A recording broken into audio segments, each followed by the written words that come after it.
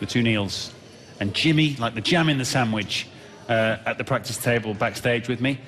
Impressive, Mr. Trump, Jimmy? Very impressive, very aggressive from start to finish, very confident. He was taking on his shots. He wasn't sort of concerned what Ali had, you know, had to respond to him, and it was Trump all the way. Yeah, we'll bring him in for a chat shortly. We talked this afternoon about Mark Selby starting this tournament with those that didn't make it, including your good self, as favourite, but on tonight's evidence, Trump's obviously fancying his chances too, Neil. Yeah, I mean, you know, especially with the way he went out in the Masters, you know, he'll probably have the grip between his teeth, I think, and, you know, like Jimmy says, it's important to win a title going into the World Championship, and, you know, I think he's really targeted this one. I know he practiced very hard over Christmas to put things right after a disappointing UK Championship. So, yeah, he looks in very good form, and it's going to take someone playing, you know, very well to beat him at the moment. Jimmy mentioned aggression, Faulty. What struck you about Judd Trump's play tonight? Well, his long game was superb, it always is, and some of the sounds of those balls going into the back of the pocket like a gunshot, tremendous stuff. And the other thing, you know, deep into the match, 94% pot success, and that beats most players, and aggression and consistency was all there. They've all been singing your praises, Judd Trump. It must be nice. It's almost like your ears are burning as you walk down those steps. It's nice to get some praise for once. I'm sure you get it more than once. How did that go from your point of view? We were all enjoying and I think pretty impressed by what we saw. I think it's just, I'm a lot more consistent than I used to be, and if I can get that, there's a game in the Masters against Barry, I didn't play that bad, and he played really well, so overall, I just feel like it's going to take someone good to stop me, and I feel like I can play like that every single game now, and I didn't have that before. I feel When relaxed. did that change? What caused that? Was that the game against Neil at the Masters, or was it something in a winter break? Or no, I'm just practicing harder, and I feel like when I go on the table now, if I can play to sort of 10 or 20% of how I'm playing in practice, then I feel like I can win every tournament, and it's shown at the moment. I've played two really good games against Neil and now this one. It's just keeping that up every game now. Neil's got to the point where he can do that. Ronnie does it, and now I need to, if I'm going to reach the next level, I need to do it every single game I play. Jimmy talked about the aggression in your game. Channeled, I'm sure. It's not a question of charging around the table and making faces. It's about how you go about your game. Yeah, it's just about, for me, sometimes I get a little bit too negative, and it's just about looking at the shot and going for the first shot I see, rather than getting a little bit bogged down, which I do sometimes, and I need to make sure my shot time is around the 16 second mark, when I play my best. Otherwise I get bogged down and end up losing. So do you think you can and do or have overthought the way you play sometimes? Yeah, I'd say probably 75% of my games I overthink, and that's my worst habit, I think. Other than that, if I can just get down and play how I naturally play, I'd have a good chance in every tournament I play, but yeah, sometimes I bog myself down. It looks such a simple game when it's played that well. Yeah, it's a nice feeling going into a tournament knowing that you're going to play well. In tournaments in the past, I'm always a little bit scared under pressure, not knowing how I'm going to play, but now I feel like I know I'm going to play well, and it's going to take someone playing amazing to stop me. I'm going to throw you to the Lions now. Yeah, I mean, I think he's almost hinting, I think, there, Judd, what he's saying.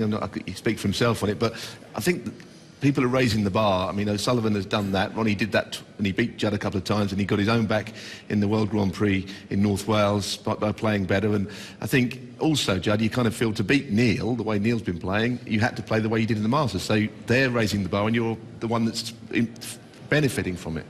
Yeah, I now realise how well I have to play, and if I can play to that level and can compete, there's only, for me, Neil and Ronnie at the moment that are playing to that level, and that's why they're winning most of the tournaments, and I need to join that level. I know how hard I have to practice to get there, but I know it's in me. Well, given that those two aren't here, that means you've got to win. Well, they're not here in the tournament, they're obviously here watching. Yeah, for me, this is a big step. This tournament is big for me, I think. Neil and Ronnie aren't here. Now it is my time. I said it in the Masters. I know that the game's in me.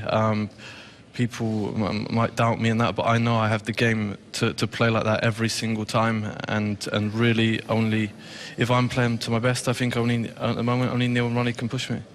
We keep saying he's not here. He is here. He's stood right next to you. He's just not here as a player. What do you think of his punditry so far? He wasn't sure whether he wants to be Hendry or Davis. I haven't heard any yet. Pretty good. I I was very complimentary. Really? The only frame I did was when he made the 100, I think, so it was pretty easy going. He says that. He says complimentary. I'll have a listen behind your back. Behind your back's been shocked. No, he has been very kind. And listen, that kind of snooker, all we can do is compliment it because it's been terrific. So we look forward to seeing you in round 2. Well played tonight, Thank you. young man. Well played. Thank you. Excellent. Thank you very much. Jimmy, we talked earlier about Judd Trump being a little bit of you in the way he plays. When he said he plays like that, that reminds me of watching you. Thank you. I think through hard practice he's got his confidence back. I think he was getting beat where he should win, and but for me he still needs to win a tournament like this to be a world championship contender. He needs to have that, you know, in his sort of CV going into the world championship to be capable of beating the likes of Neil Robertson, Ronnie O'Sullivan and Mark Selby. Yeah. There's lots more to look forward to tomorrow. I mentioned first up a young man that I think you're looking forward to seeing, Zhao Xintong up against Luca Bressel.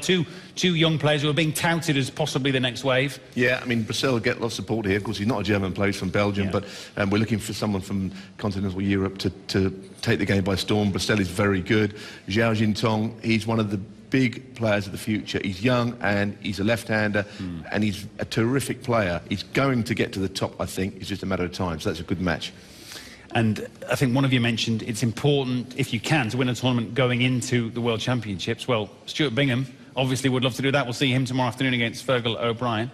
He'd love to take some form back to the Crucible, wouldn't he? Yeah, but you know, people are raising their game against Stuart. When you're world champion, all of a sudden you've got a target on your back and everyone wants to beat you, and it's an unusual position for Stuart to be in, because usually when he's won tournaments he's sort of been the slight underdog, even though all the top players know he's a better player than that.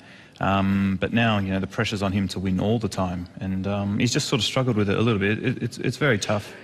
And of course Fergal beat him in Australia 5-4, so you know, Fergal won't be too phased by playing Stuart, and yeah, another one. It would be pretty interesting to see how that match gets on. He's actually beat him twice. Fergal O'Brien's beaten the last 2 times they've played, so Fergal will be you know, very up for that match. Who's been doing their homework on the aeroplane out to Germany, eh, Mr. White? Neil just told me. No, I'll tell you another thing. He's actually never done very well in this tournament either. Everything points to Stuart Bingham not doing so well, and maybe he'll surprise us all.